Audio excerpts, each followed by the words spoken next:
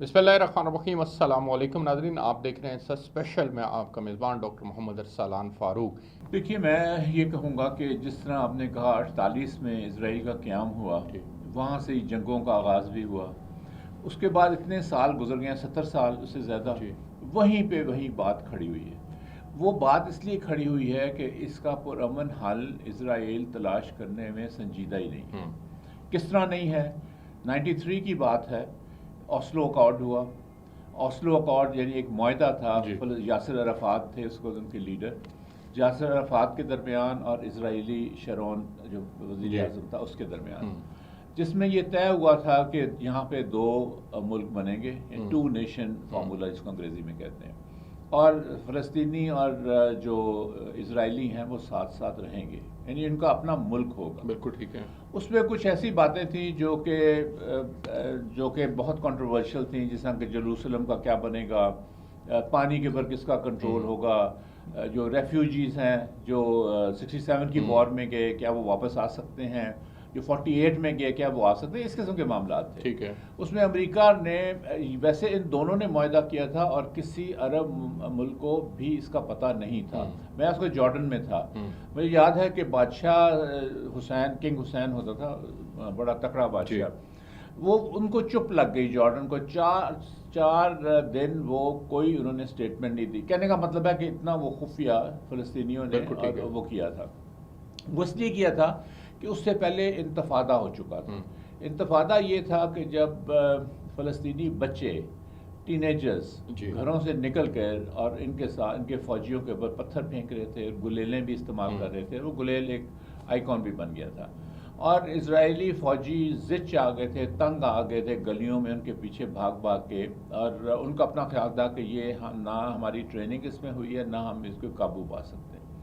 दूसरी तरफ Yasser Arafat ने ये देख लिया था कि अरब ममालिक ने जंगें की और जंगों में बुरी तरह शिकस्त खाई।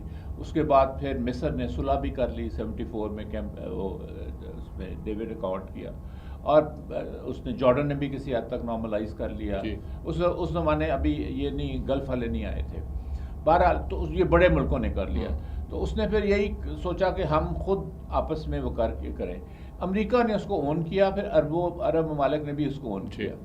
बातचीत चलती रही। इस दौरान आपको याद होगा कि शेरोन को गोली मार दी एक शिद्दत पसंद यहूदी ने, इसलिए गोली मारी कि तुम फ़लस्तीनियों के साथ सुलह क्यों कर रहे हो। बिल्कुल ऐसे ही है। उससे जब उसके बाद इलेक्शन होते हैं तो लकूद पार्टी, जो कि right wing Jewish extremist party, वो इलेक्शन जीत जाती है, जिसका सरबरा नेतन्याहू है। अब नेतन्याहू को अब देख लीजिए कितने साल हो गए। वो दरमियान में कुछ अरसे के लिए ये प्राइम मिनिस्टर नहीं था, लेकिन अब फिर बन गया। वो तो चूंकि उसके खिलाफ करप्शन के केसेस और चीजें थी। लेकिन ये इसी तरह जैसा मोदी है कि आपने एक आइडियोलॉजिकली आप वहाँ पे बैठ जाते हैं। अब लकूद पार्टी का और इनका एक सोचा समझा प्लान था, कहाँ उनका एक मुल्क बन रहा था, कहाँ इन्होंने प्लान बनाया कि हम इनकी ज़मीनों पे कब्जे करते जाएंगे। सेटलर्स को उन्होंने वहाँ पे आबाद करना शुरू किया, पता नहीं दुनिया के कहाँ कहाँ से उनको बुला के यहूदियों को, और वो जिनकी प्रोटेक्शन इजरायली फ़ौज करती थी। उसके बाद हमने और इनको जिच करना शुरू किया, इनको टॉर्चर करना शुरू किया, सेटलर्स ने भी और उनकी फ़ौज ने भी, दोनों ने मिलकर। दूसरा बात ये थी कि इनकी चेक पोस्ट है, जगह जगह तो इनकी चेक पोस्ट है, वहाँ पे इनकी तजलील करते थे। 2-3 दफ़ा इनकी औरतों की, इनके बच्चों की तलाशी के नाम के ऊपर, और फ़लस्तीनियों को उन्होंने बिल्कुल एक कीड़े मकोड़ा समझ के उनके साथ सलूक कर रहे थे। उससे भी ये बाज नहीं आए। हाल ही में हम देखते हैं कुछ हफ्ते ही गुजरे या महीना 1-2 गुजरा होगा, इन्होंने मस्जिद अक्सा में आके परेड शुरू कर दी। और वो उस वक्त करते थे जब ये नमाज का वक्त होता था, यानी वो एक मुसलमानों की मस्जिद है, उसको और ज़हनी टॉर्चर दे रहे हैं, और फिजिकल भी। वो बता रहे थे कि हमारा कब्जा है, हम ही इसमें रहेंगे। तो इन्होंने इनकी ज़िंदगी इतनी बना दी कि वो फ़लस्तीनी समझ रहे थे कि हमारे पास और कोई रास्ता नहीं है। हाँ, एक और बात, ऊपर से जो गल्फी हैं इन्होंने उनको रिकग्नाइज रिकग्नाइज करना शुरू और कर उसमें इवन सऊदी अरब के साथ उनकी बातचीत आगे बढ़ती बिल्कुल सऊदी अरब के साथ बातचीत और ख़तरा ये था, हाँ जी। इनको फ़लस्तीनियों को भी ख़तरा ये था कि जब सऊदीज़ ने इनको अगर माना। अच्छा, दूसरी बात अरसलान ये है कि या तो उनके साथ सुलह करते ना इस जी। शर्त पे कि आप फ़लस्तीनियों को हकूक देंगे, हाँ ना जी। ना ना ना, हाँ। उसकी कोई बात ही नहीं है। फ़लस्तीनियों की बात ही नहीं है, सिर्फ हम आपस में ट्रेड करते हैं, ये करते हैं, वो करते हैं। आप सिक्योरिटी, इनको सिक्योरिटी कॉन्शियस नहीं पड़े। तो सऊदी अरब का जब उन्होंने देखा तो उन्होंने कहा हम तो, हमारे पास अब कोई रास्ता नहीं है, ये तो हमें जो एथनिक क्लिनजिंग होती है, यानी नस्लकशी जो होती है, ये हमारे साथ ये हो रही है और कोई हमें पूछने वाला नहीं है और हम ख़त्म हो जाएंगे। तो इसलिए उन्होंने ये कदम उठाया। उससे देखिए क्या हुआ, उससे ये हुआ अब सऊदी अरबिया की जरूरत नहीं है, हिम्मत नहीं है कि उनको, उन्होंने बातचीत को रोक दिया। रोक। मैं यहाँ पर बल्कि आपसे एडिशनल सवाल करना चाहूंगा कि ये वक्ती बातचीत रुकी है या ये आप समझते हैं कि ये अब मुस्तकिल रुक गई है? असलान देखिए, अरब ममालिक को अगर आप देखिए ना, फॉर दैट मैटर आप मुस्लिम ममालिक को भी देख लीजिए या किसी भी माशरे को, उस हर माशरे के दो हिस्से होते हैं। एक हिस्सा होता है हुकूमत, एक होता है अवाम। हुकूमतें तो सुलह कर रही हैं लेकिन अवाम जो हैं वो बिखरे पड़े हैं, और वो बिखरे पड़े हैं और वो हुकूमत के ऊपर प्रेशराइज कब करेंगे कि फ़लस्तीनियों का जो सलूक हुआ है कि आप अब इजराइल के नज़दीक भी ना जाएं। और हमें ये नहीं भूलना चाहिए, कुछ लोग कहते हैं जी लोग क्या कर लियो, लोगों ने 2011 में अरब स्प्रिंग किया, हुकूमतें टॉपल करके रख दी, बड़े बड़े डिक्टेटर को हिला कर रख दिया। अभी तक कई मुल्कों में सिविल वॉर, यमन हुआ, सीरिया हुआ, उसमें वो जारी है। और सऊदी का भी, लीबिया का देखें आप, लीबिया का सारा, बहुत सारे मुल्क, टूनीशिया का, मुअम्मर कज़ाफ़ी का कोई सोच भी नहीं सकता था, इजिप्ट का मुबारक को उतना पड़ा, ज़ैनुल आबिदीन वहां से गया। तो ये मतलब उन्होंने हिला दिया था पूरे को। और ये जो बच गए थे ये भी बहुत डर गए थे कि ये हमारे ऊपर भी चीज़ आएगी। सऊदीज़ का मत भूलिए कि एक पूरे कबीले ने एक ज़माने में आके खाना काबा पे कब्जा कर लिया था, वो बगावत दी थी बादशाह के खिलाफ। उससे पहले उसका जो भतीजा था किंग फैसल का, उसने उसको गोली मार दी थी। तीसरा, उसामा बिन लादेन ने जब कहा कि अभी आप अमेरिकन फोर्सेस को ना बुलाएं, मैं आपको लोग दूंगा, वो नहीं माने, उसने अलकायदा बना दी। और अलकायदा ने इनको ऐसा तंग किया बल्कि अमेरिका तक उन्होंने अटैक। कहने का मतलब ये है कि ये इस तरह नहीं है कि बादशाह सलामत या हुकूमतें जो मर्जी चाहे करती रहें और अवाम जो हैं वो चुप करके बैठे रहे। अब अवाम जो हैं वो कॉन्शियस, उनमें ज्यादती वो देख रहे हैं फ़लस्तीनियों के साथ क्या हो रही है, तो वो निकल आए हैं। और हुकूमतों के लिए अब बहुत मुश्किल होगा कि उन्होंने जो मायदे किए हैं वो उनको आगे बढ़ाएं। इसराइल ने कहा है कि आप नकल मकानी करें, तो वहाँ उन्होंने नकल मकानी से इनकार कर दिया और वो कहते हैं कि हम रेजिस्ट करेंगे। कुछ लोगों ने नकल मकानी की है लेकिन मेजॉरिटी ऑफ द पीपल वो अभी वहीं पर रुके हुए हैं। असलान देखिए, इन्होंने एक ज़माने में, मैं 80s या 90s की बात है, इन्होंने हिजबुल्लाह के साथ जंग छेड़ी थी लबनान में। हाँ जी। उस वक्त मुझे याद है कि इनका एक डिमांड होता था इसका, इसराइलियों का, ये हिजबुल्लाह को लबनान से बाहर उठा के फेंक दो। और लबनानी हुकूमत ने कहती थी ये हमारे माशरे का हिस्सा है, बिल्कुल हमारे माशरे का हिस्सा है, हम कैसे इनको ये कर, खुद ये बाहर से चुके आए हुए हैं, यूरोपियंस हैं मोस्टली, तो ये समझते हैं ये इस तरह। इसी तरह हमास जो है वो हिस्सा है फ़लस्तीन, यानी हम मगरिब के उस कॉन्सेप्ट को जो बाइडन ने कहा है कि जी हमास रिप्रेजेंट नहीं करती फ़लस्तीन को या फ़लस्तीनियों की जमात, तो ये उनका मौक़िफ़ दुरुस्त नहीं है। नहीं देखें ना, रिप्रेजेंट, वो इलेक्शन जीत के आए हुए हैं, नंबर एक। नंबर दो, ये कौन सा रिप्रेजेंट करता है, ये ट्रंप इसको तकरीबन अब लग रहा है हरा देगा अगले इलेक्शंस में, जो हमारे पास वो सारे आ रहे हैं। इस तरह नहीं बातें होती, हर माशरा अपने जो तकाजे हैं, अपने जो मामला हैं वो खुद देखता है। लेकिन इनका मैं बताऊं प्लान जो हमें नजर आ रहा है, इनका प्लान जो अगर नहीं कामयाब नहीं होगा, इनका प्लान ये है कि हम हमास के जो चीदा लोग हैं या जो लड़ने वाले हैं उनको हम यहाँ से एलिमिनेट कर दें, और फिर हम महमूद अब्बास जो कि निगाहत एक फजूल किस्म का इनका लीडर है, वेस्ट बैंक में बैठा हुआ है पपेट, उसको हम ला के इनके हवाले कर दें। इस तरह तो नहीं होता कि आप बाहर बैठ के और हुकूमतें इन्होंने तब्दील करके नहीं देख ली अफगानिस्तान में। इनके कहने से क्या हमास को टेररिस्ट ऑर्गेनाइजेशन माना जाएगा? ये तो नहीं को ना दुनिया तस्लीम करेगी, पर्टिकुलरली मुस्लिम वर्ल्ड तो इसको तस्लीम नहीं करेगा। ये तो कहते हैं कि ये टेररिस्ट। देखिए, टेररिज्म की अगर आप बात करते हैं तो पाकिस्तान का फॉर्मर प्राइम मिनिस्टर भी टेररिस्ट डिक्लेयर हुआ है, आधी आबादी हमारी भी टेररिस्ट डिक्लेयर हुई है, मतलब कहने। और वो टेररिस्ट तो किसको नहीं कहते कहते, ठीक है। वो तो हम उसको भी कह रहे थे, हिजबुल्लाह को भी टेररिस्ट कह रहे थे, वो तो ईरानियों को भी टेररिस्ट कह देते हैं, वो तो हर एक को कहते थे। हाँ, एक मैं बात यहाँ ज़रूर कहूँगा, यासिर अराफात को ये टेररिस्ट कहते रहे हमेशा। इसी यासिर अराफात को इन्होंने उसके ओवल ऑफिस में, जो कि सरकारी दफ्तर है अमेरिकी सदर का, वहाँ पे बैठ के उसके साथ बातचीत। कैंप डेविड में, जो कि उसका एक ऑफिस है वाशिंगटन डीसी से बाहर अमेरिका का, वहाँ पे यासिर अराफात 15 दिन रहा जब इनकी निगोशिएशन हो रही थी। वही टेररिस्ट, यही टेररिस्ट जिनको ये कहते थे मुजाहिदीन को अफगानिस्तान के, उसको उसने कहा था, रेगन ने कहा था कि ये इसी तरह है जैसा ये हमारे फाउंडिंग फादर्स होते थे अमेरिका के, उन्हीं को इन्होंने फिर टेररिस्ट डिक्लेयर कर दिया, उनके खिलाफ लड़ा। तो ये टेररिस्ट किसी को कह देना ना कहना, मेरे ख्याल में ये फजूल सी बात है। अच्छा सर, ये बताइएगा कि इसराइल के ऊपर हमला होता है जी, या इसराइल हालत जंग में है, तो अमेरिका को ऐसा महसूस होता है जैसे उनके ऊपर हमला हो गया है। इसराइल के साथ अमेरिका का जो इंटरेस्ट है वो मेरे नाजरीन के लिए शो बताइएगा। देखिए, बात ये हुई, पहले तो ये हैरत हुई ना, पहले तो हिल के रह गए सारे कि इसराइल, हमें तो यही बताया जा रहा था ना, प्रोपेगेंडा किया जा रहा था, तभी कहा जा रहा था इनके साथ ताल्लुकात ये बड़े मजबूत है, इनके कोई नज़दीक भी नहीं जा सकता, इनकी इंटेलिजेंस दुनिया की सबसे अच्छी इंटेलिजेंस है।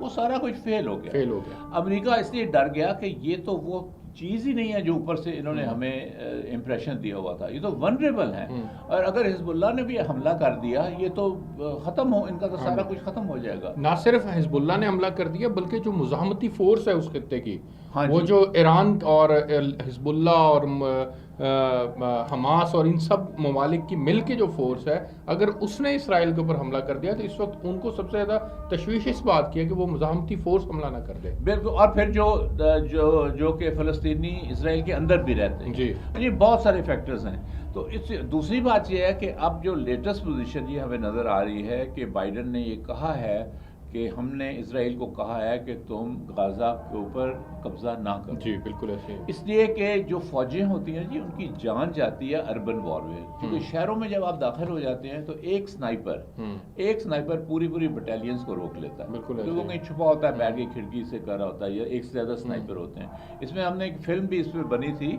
एनिमी एट द गेट्स, जिसमें रूसी एक स्नाइपर ने जर्मन्स की 2 महीने तक बटालियंस को रोके रखा था, एक स्नाइपर। इसलिए ये बड़ी ख़तरनाक होती हैं। शहरी इलाकों में आप चले जाएं, वहाँ पे आप लड़ाई शुरू कर दें, ये बहुत ख़तरनाक होती है। इसलिए वो इजराइल को यही कर रहे हैं कि, और इससे फैलेगी भी, इससे बहुत ज़्यादा लड़ाई फैलेगी भी, इसलिए वो उसको कह रहे हैं जो होना था हो गया, अब आप बस कर जाएं और हम फिर कोई कोशिश करते हैं कि इसका हल हम। अमेरिकन प्रेसिडेंट इसराइल का दौरा कर रहे हैं, लेकिन ईरानी वज़ीर ख़ारजा हुसैन अमीर अब्दुल्लहियान ने जो स्टेटमेंट दिया, उन्होंने कहा है कि वाज़ेह अल्फाज में कहा है कि इसराइल को मज़ीद हमलों की इजाज़त नहीं दी जाएगी। आप क्या समझते हैं कि इस तनाज़े का अब जो स्कोप है वो बढ़ने जा रहा है? अगर वो ना उन्होंने हमले रोके तो आप समझ रहे हैं कि ये इलाकाई तनाज़े में कन्वर्ट हो जाएगा? देखिए उसमें बात, हमारे पास मिसालें हैं ना, हमारे पास मिसालें तारीख भरी पड़ी है।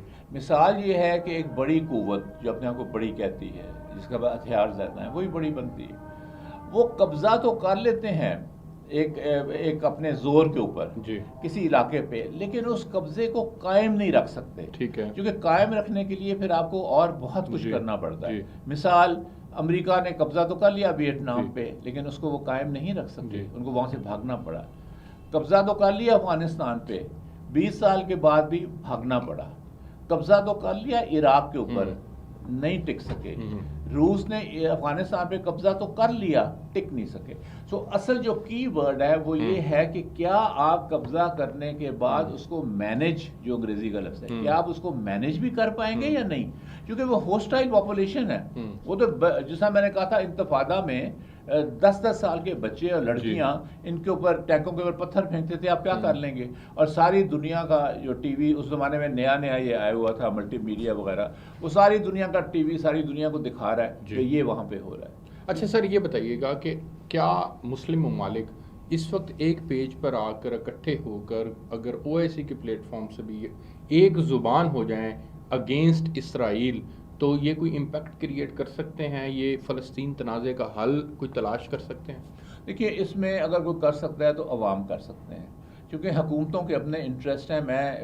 ये हमारा दिल तो करता है कि सारे मुसलमान ममालिक इकट्ठे हो जाएं और एक ज़बान से बोलें। OIC would not be नहीं नहीं, effective। मैं रीज़न बताता हूँ। रीज़न ये है कि देखिए, अगर आप नज़र दौड़ाइए 50 के करीब मुल्क हैं, कुछ ऐसे ममालिक हैं जो अपने तेल बेचने की वजह से बहुत अमीर हो गए।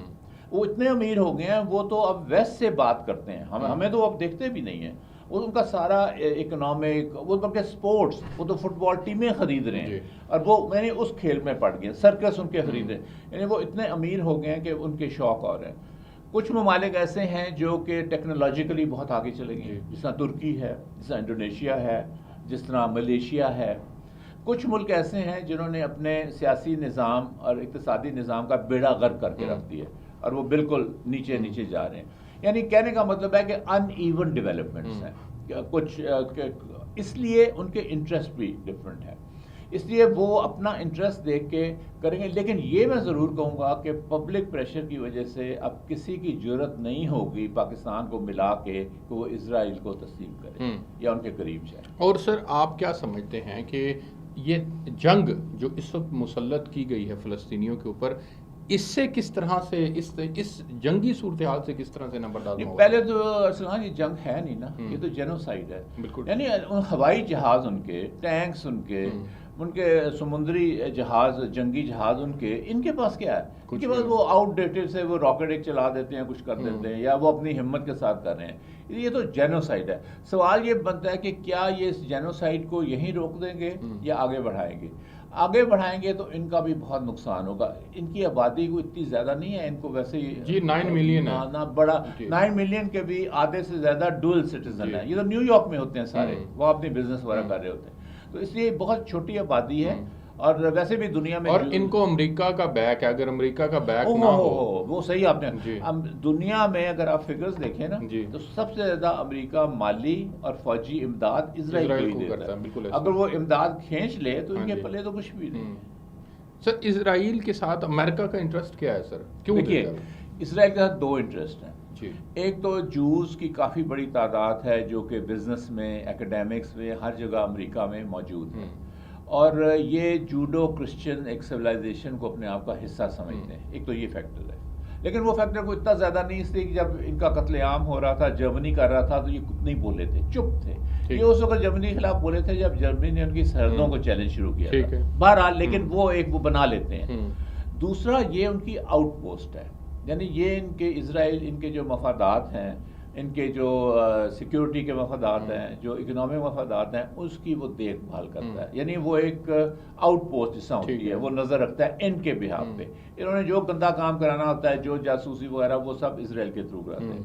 तो वो इसलिए उनको भाता है और उनको बड़ा पसंद है।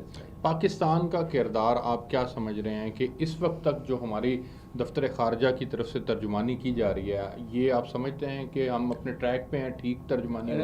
मैं इस पर ज़्यादा नहीं कहूँगा, मैं एक बात कहूँगा, थोड़ी तारीख़ में जाके, तारीख़ में अगर आप जाएँ तो जैसे ही इस किस्म का कोई मामला होता था मशरिक़ वस्ता में, तो आप देखिए हिस्ट्री, हमारा प्राइम मिनिस्टर फ़ौरन या तो उन मुल्कों में जाता था, या वो इधर आते थे, या फ़ोन के ऊपर ईरान से, तुर्की के साथ, सऊदी अरब के साथ, जॉर्डन के साथ, यूएई के साथ, इन सब के साथ, मिस्र के साथ, सबके साथ एक कम्युनिकेशन लिंक खुल जाता था। हमने कोई फौजें तो नहीं भेजनी ना, वैसे 73 में हमने अपने पायलट भेजे भी थे, लेकिन फिर भी लेकिन आप जब आपके खित्ते में कुछ हो रहा हो, तो फिर आप अपने दोस्तों से मशवरा करते हैं ना कि जी हम क्या करें, हमारा स्टैंड क्या होना चाहिए, OIC में हम क्या करें। पाकिस्तान को माफ़ करें, मुझे दुख होता है, इस दफ़ा किसी ने पूछा ही नहीं। ईरान का वज़ीर ख़ारजा तुर्की के वज़ीर ख़ारजा से मिल रहा है, वो कतर के साथ मिल रहा है, और पाकिस्तान के साथ मिल रहा है। मुस्लिम वर्ल्ड की वाहिद एटमी ताकत है, एटमी आबादी 225 मिलियन या 50 मिलियन कुछ लोग कहते हैं। ये तो बेचारे कुछ भी नहीं, ये तो 9 मिलियन के मुल्क है। तो इसलिए आबादी के लिहाज से, और जैसे आपने कहा एटॉमिक पावर, और आपका एक नाम भी था एक ज़माने में तारीख में कि लोग हमें बहुत सीरियसली संजीदा लेते थे, किसी ने कांटेक्ट नहीं किया। अब ज़बरदस्ती जाके हमारा वज़ीर ख़ारजा ने कहा कि हम OIC में ये करेंगे, वो करेंगे, लेकिन किसी ने कंसल्ट नहीं किया। ये दुख होता है कि पाकिस्तान की इतनी हैसियत ख़राब नहीं थी जितनी बना दी गई। अच्छा सर, ये बताइएगा कि OIC के प्लेटफॉर्म से आप क्या समझ रहे हैं कि अरब वर्ल्ड पर्टिकुलरली जिनके पास तेल के बड़े बड़े ज़खायर मौजूद हैं, क्या तेल को बतौर हथियार इस्तेमाल कर सकते हैं इस कॉन्फ्लिक्ट को ख़त्म करने के लिए? नहीं असनान देखिए 73 में उन्होंने किया था जी। बड़ी कामयाबी से, 74 में 73 की वॉर के बाद हाँ जी। सऊदी अरब ने ज़्यादा आगे बढ़ के, यूएई ने, सब ने किया था, तो इनको होश ठिकाने इनकी आ गई थी, शॉर्टेज हो गई थी, लाइनें लग गई थी अमेरिका में पेट्रोल पंपों के ऊपर, और वैसे उनका हीटिंग भी सारा तेल से चलता है, तो सर्दियाँ भी आ गई थी। अब ये हो रहा है कि इन्होंने एक तो वो शेल ऑयल निकाल लिए अमेरिका ने, वो जो पहाड़ों के पत्थरों के अंदर से, और इनका इतना वाफर तेल हो गया है कि अमेरिका अब एक्सपोर्टिंग मुल्क बन गया है। तो इसलिए दूसरा अल्टरनेटिव एनर्जी आप देखें, इवन अगर पाकिस्तान जैसे मुल्क में हो सकता है, सोलर और ये और इलेक्ट्रिक कार्स आ गई हैं अमेरिका में बेतहाशा, आपको हर अब तीसरी कार इलेक्ट्रिक कार नजर आती है। कहने का मतलब है कि इन्होंने अल्टरनेटिव एनर्जी का निकाल लिया हुआ है, तरीका निकाल लिया हुआ है, इसलिए ये और उन्होंने ज़ख़ीरा भी बहुत ज़्यादा किया हुआ है, क्योंकि पहले उससे डर के जो पहले इनके साथ हुआ था। तो इसलिए मेरा ख्याल है कोई ऐसा वो डेंट नहीं डालेंगे, बल्कि इनको नुकसान होगा कि ये तेल नहीं बेचेंगे तो इन्होंने जो अपने फैलाव, अपने बाजू इतने फैलाव किए हुए हैं, ये भी बना दो तो वो भी बना दो, तो ये भी ले लो तो वो भी, वो नहीं कर सकेंगे। अब इन शॉर्ट सर बताइएगा, फिर हमारे पास प्रोग्राम का वक्त भी ख़त्म हो गया है, कि इस मौजूदा सिनेरियो से कैसे निकला जा सकता है बाहर? इस वक्त मौजूदा सिनेरियो से निकलने का आप क्या समझते हैं कि सफारती हल क्या है? देखिए सनान, बात यह है कि अगर हम फिर अगेन मैं कहूँगा तारीख को देखें तो उसमें जंगें हुई, बड़ी बड़ी जंगें हुई, लेकिन आखिर में आपको मेज़ के ऊपर बैठ के ही उसका कोई हल निकालना पड़ा। हालांकि अमेरिका का अफगानिस्तान में देख लें, जंग हुई, वो जिस तरह वो निकले भी, वो कोई प्यार से तो नहीं निकले थे, लेकिन उसके बाद उन्हीं तालिबान के साथ उन्होंने बातचीत शुरू कर दी थी, जो अभी तक वो कर रहे हैं, और उनको बहुत यूरोपियन भी कर रहे हैं। इसलिए इनको बातचीत करनी पड़ेगी, किसी और घुटने टेकने इसराइल को ही पड़ेंगे। जाहिर है, वो इसराइल तो वो तो कहाँ वो कह रहे थे हम बर्बाद कर देंगे, कुचल देंगे, तो कहाँ वो कितने दिन हो गए हैं, उनकी फौज तो हमें तो नहीं अभी नजर आ रही गाजा में जाते हुए। पहले दिन तो उन्होंने कहा था अभी हम चलें, तो इनको बातचीत करनी पड़ेगी। और अमेरिका भी समझता है कि अगर ये जंग वसत पकड़ती है तो इसमें और मुल्क इन्वॉल्व होते हैं, और मुल्क चाहे डायरेक्टली ना हों, लेकिन उनके अवाम जो हैं मुश्तिल होते हैं और वो होस्टाइल एक माशरे बन जाते हैं हमारे लिए, वो उनको किस तरह माफ़ नहीं। फिर क्या होगा? फिर ये होगा कि आप किसी को दीवार के साथ लगाएंगे तो फिर अलकायदा बनेगी, फिर दाइश बनेगी, फिर ISIS बनेगी। वो अब ये अफोर्ड नहीं कर सकते। अच्छा सर, ये बताइएगा कि अमेरिका जो कि बातचीत को आगे बढ़ाने में किरदार अदा कर सकता है, वो इसराइल की पुष्ट पर खड़ा है, तो फ़लस्तीन की पुष्ट पर कौन सा ऐसा मुल्क होना चाहिए जो कम से कम कन्विंस कर सके कि हालात को बेहतरी की तरफ जाया जाए और तनाज़े का हल किया जाए? वो बहुत से मुल्क होंगे, वो उसमें देखें, इनका जो एक रास्ता है बाहर निकलने का फ़लस्तीनियों का, वो रफ़ा का जो इलाका है वो इजिप्ट ही है। हाँ जी, वहीं से वो रफ़ा बॉर्डर को खोलने की भी बात कर रहे हैं, अब उन्होंने खोल दिया, अभी उन्होंने खोल दिया है, वो तुर्की वगैरह ने काफ़ी इमदाद दी हुई है, वो आ रही है। दूसरा इनका बॉर्डर जो वेस्ट बैंक का वो मिलता है जॉर्डन के साथ, तो ये जॉर्डन और उसके साथ तो इनकी ये सुनते हैं उनकी बातें, जो कतर ने इनकी बहुत इमदाद की है, और हर मौके पे इक्तिसादी, वैसे तो उनकी फौज हुई नहीं है, तुर्की ने उनकी बहुत साथ दिया है, अभी भी तुर्की का सबसे पहले वो दस्ता पहुंचा है। तो कहने का मकसद है ये ऐसे ममालिक हैं जो उनको समझा सकते हैं, उनसे बात कर सकते हैं और किसी एक मिडिल पॉइंट के ऊपर इनको ला सकते हैं। ईरान ने जैसे कहा है कि अगर इसराइल ने हमले ना रोके तो फिर ये वुसअत इख्तियार करेगा मामला। आप समझते हैं कि इसराइल की ये धमकी कारामद साबित हो सकती है? नहीं, इसराइल ने अगर ना, ईरान की ये धमकी नहीं, ठीक से कह रहा। देखिए, फिर फ़लस्तीनी सिर्फ गाजा में तो नहीं है ना, वेस्ट बैंक में भी है। अगर वेस्ट बैंक में भी शुरू हो जाते हैं, और वो उनकी तादाद भी इनसे बहुत ज़्यादा है, उसके बाद वो ओवरफ्लो करते हैं, और जॉर्डन की आधी आबादी फ़लस्तीनी है, इस तरह शाम के अंदर भी बहुत फ़लस्तीनी है, ये लबनान में हिजबुल्लाह भी है। तो इसलिए अगर आप इस तरह इसको फैलाएंगे तो फिर जो हुक्मरान हैं गल्फ़ के, उनकी अपनी जो हुकूमतें हैं वो भी ख़तरे में पड़ जाएंगे, क्योंकि अरब स्प्रिंग का उन्होंने मज़ा चख लिया होगा। बिल्कुल ठीक सर, बहुत शुक्रिया आपका कि आपने ख़ुसूसी तौर पर वक्त दिया। नाज़रीन, आपने डॉक्टर फ़ारूक हसनास साहब की गुफ्तगू सुनी। हमें